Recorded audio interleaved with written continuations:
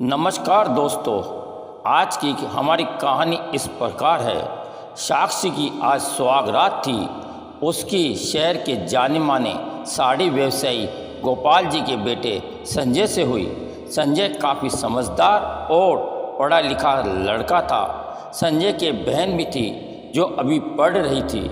सुहागरात को संजय आया तो काफ़ी नशे में था।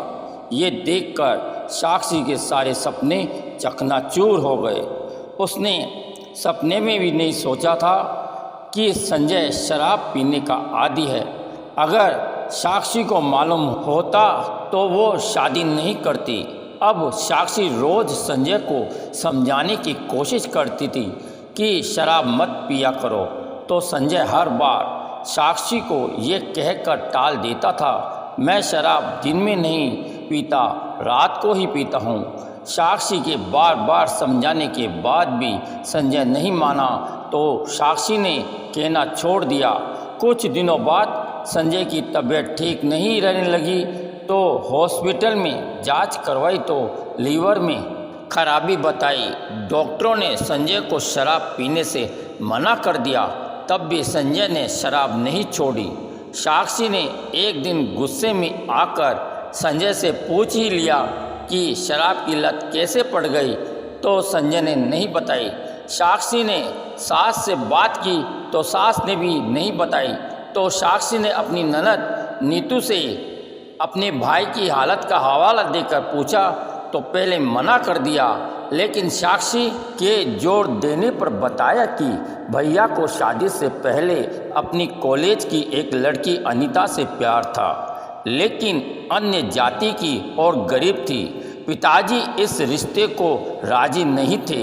भैया ने अनीता से मंदिर में गुपचुप तरीके से शादी कर ली। भैया अपनी शादी की बात घर पर मेरी शादी की बात बताना चाहते थे। भैया का पिताजी से तकरार रहता था। पिताजी ने एक बार माँ को कहते सुना था कि भैया ने अनीता से मंदिर में विवाह कर लिया।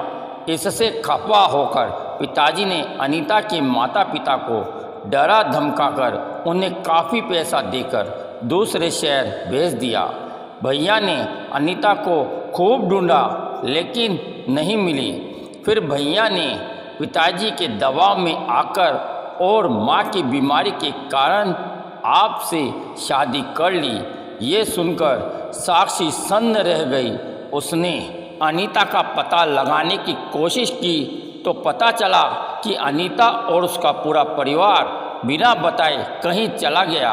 लेकिन पड़ोस में रहने वाले एक व्यक्ति ने बताया कि अनीता के दूर के मामा पास ही गांव नैनपुरा में रहते हैं। साक्षी जब अनीता के मामा जी से मिलती है तो वो अनीता का पता बताने से इनकार कर देते हैं, लेकिन जब साक्षी बताती है कि मैं संजय की पत्नी हूँ और अनीता के भले के लिए उससे मिलना चाहती हूँ, तो मामा जी ने बताया कि अनीता शिवपुर गांव में संजय पब्लिक नाम से स्कूल चलाती है।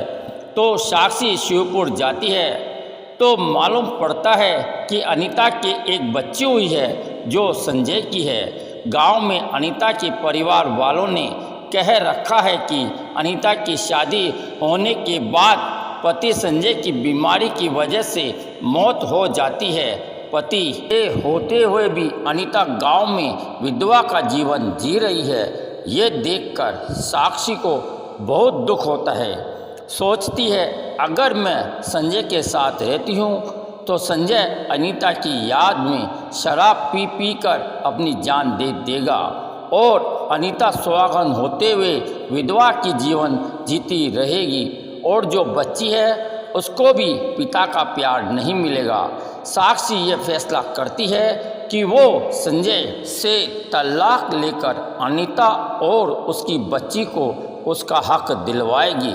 साक्षी कोर्ट में ये कहकर कि संजय का विवाह उसकी शादी से पहले मंदिर में अनीता से हो रखा है और जो शादी उससे हुई है वो अवैधानिक है। इस बात पर कोर्ट साक्षी को तलाक दे देते हैं। इस बात से खफा संजय के माता पिता साक्षी से और संजय से संबंध तोड़ देते हैं। संजय अनीता और अपनी बच्ची को अपना लेता है। साक्षी को दिल में सुकून मिलता है कि अगर अनीता को संजय नहीं मिलती तो अनीता आज सुहागन विधवा का जीवन जी रही होती।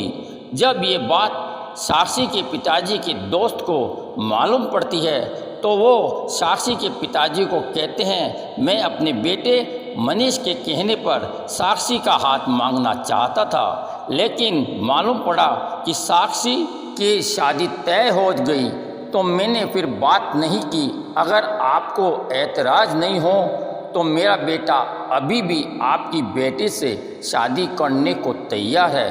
तो साक्षी के पिताजी साक्षी की रजामंदी के बाद शादी के लिए राजी हो जाती है। इस तरह से साक्षी ने अपनी बुद्धि और विवेक से संजय और अनीता का घर बचा लिया।